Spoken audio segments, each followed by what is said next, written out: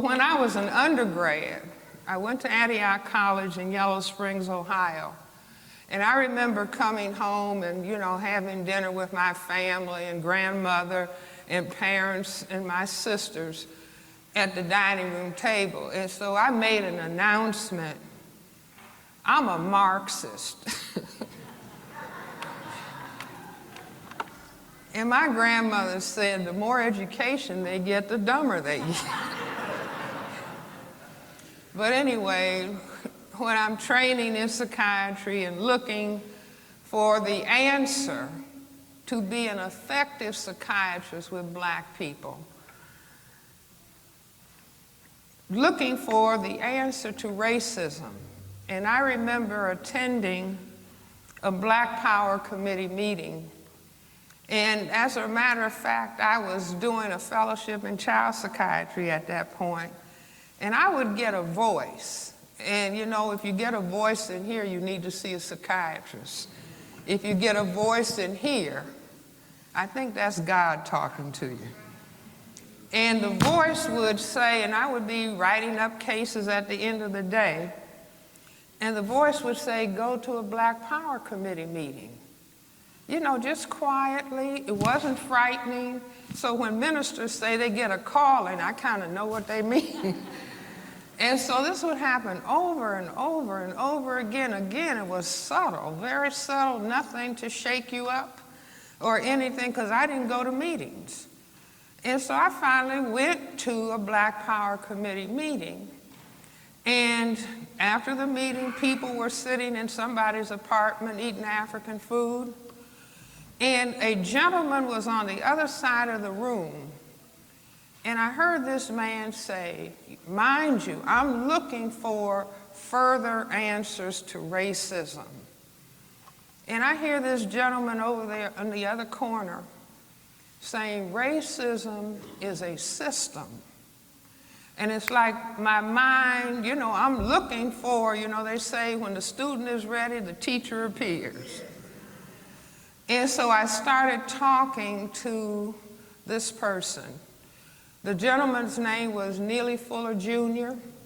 He wasn't a college professor.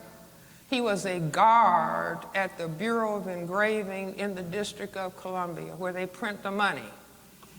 And this man had started writing about racism in the mid-1950s when he was in the Korean War. And he said he was seated on his station was on a radar site up in the mountains in Japan.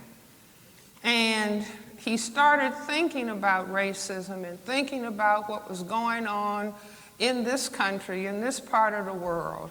And he said that the language of segregation and desegregation didn't make much sense on that mountaintop. And he started thinking that racism is a system. Now I want to repeat after me. Racism is a system. Now I consider this gentleman one of the most profound thinkers of any color in the 20th century. Remember, we started the 20th century with our great sociologist, historian, Dr. W.E.B. Du Bois. And Dr. Du Bois told us in his book, Souls of Black Folks, in 1903, that the problem of the 20th century is the question of the color line between the lighter and darker races of mankind. And then mid-century, Neely Fuller Jr.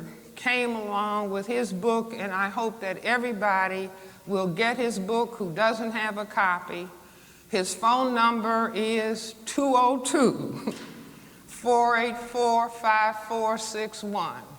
But it is a profound statement, analysis of looking at racism as a total system structure that functions in all areas of people activity: economics, education, entertainment, labor, law, politics, religion, sex, and war.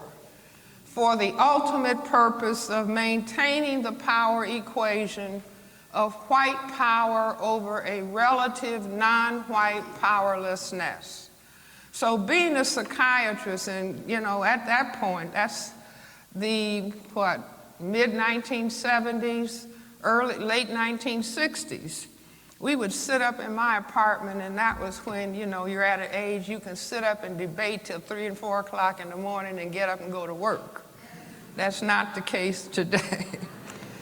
But I would listen to the discussion of Mr. Fuller. We had another colleague, Dr. Carl Hutchinson. He's deceased, Chicago physician. He was training in orthopedic surgery. And Mr. Fuller had a beautifully hand-printed, might have had 1,800 pages of beautifully handwritten notes, documentation of his ideas that he carried around in his suitcase. Dr. Carl Hutchinson said, "I will type this manuscript in between surgical cases." And so he took the handwritten manuscript and typed it, and I spent the next 17 years saying, this has got to be printed, so, got to be published, and so by 1984, it was published. But I started raising the question. Psychiatrists always, old school psychiatrists, I say new school psychiatrists, are just supposed to, oh, you're depressed? Well, let me write a prescription. You see, oh, you're anxious?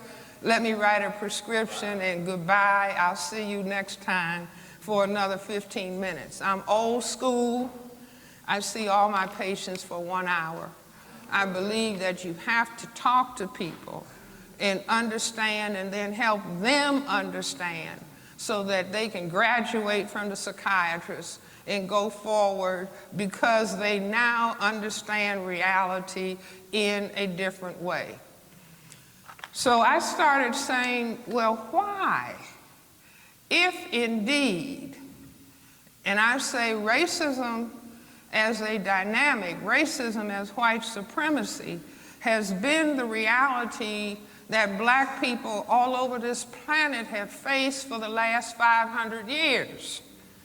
There's never been a moment, there's never been a minute, there's never been a day, there's never been a week where we have not been confronted with racism, white supremacy as a system.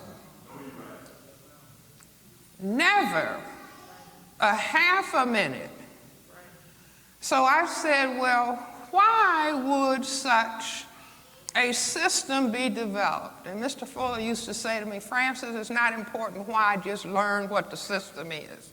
But, the psychiatrist in me, I've got to understand why. See, that's where little children are brilliant. Little 2-year-old people, little 3-year-old people, they start saying, why? Why? And older people get annoyed, shut up. But don't ever tell a child. If a child is saying, why, mommy? Why, granny? Why? You may not know the answer. Just tell the child, I don't know the answer, but I'll try to find out for you. And if I don't find out and you study and learn, you'll find out. But the question why is what turns on the brain computer. The child is asking about cause and effect.